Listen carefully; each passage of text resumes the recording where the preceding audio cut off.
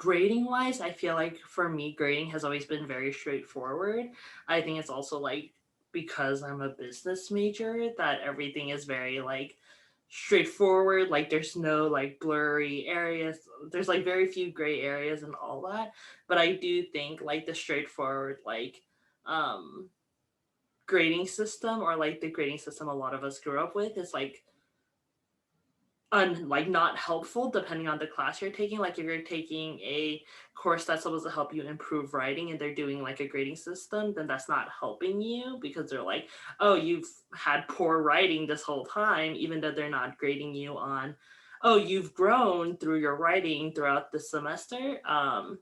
I know like I had an English class that did do that and that was very helpful, but I do think the traditional grading system is not helpful for a lot of people in certain classes, and it just depends on the class and stuff like that.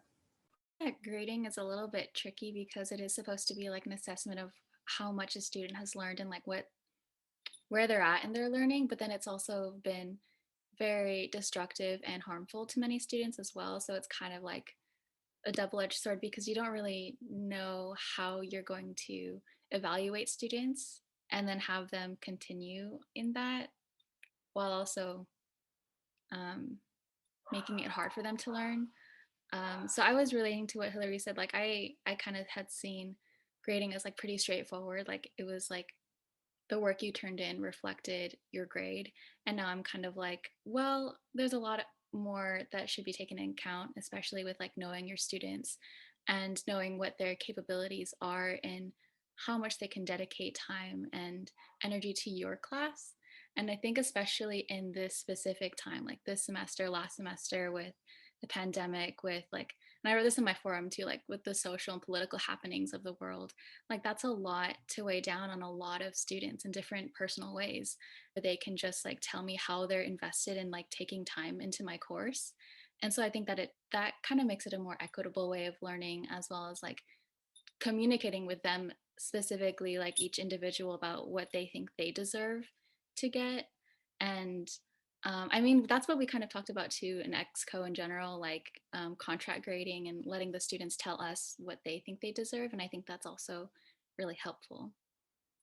Completely agree with both of you, especially I guess what Hillary said about how grading can sometimes be very rigid and it doesn't reflect on how much the student's grown or like what you've learned throughout the semester or throughout the year. I think it's like a lot of classes that I've taken, I feel like they grade you on like whether you've gotten the right answer, you know, and it's like you got it right or you got it wrong.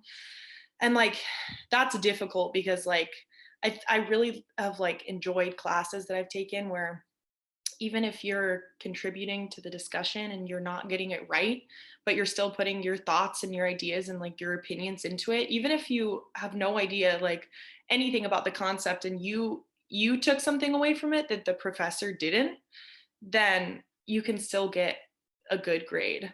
And I think that that's like also a way for the teacher to be able to reflect, like Marissa said, on like the different ways that students learn.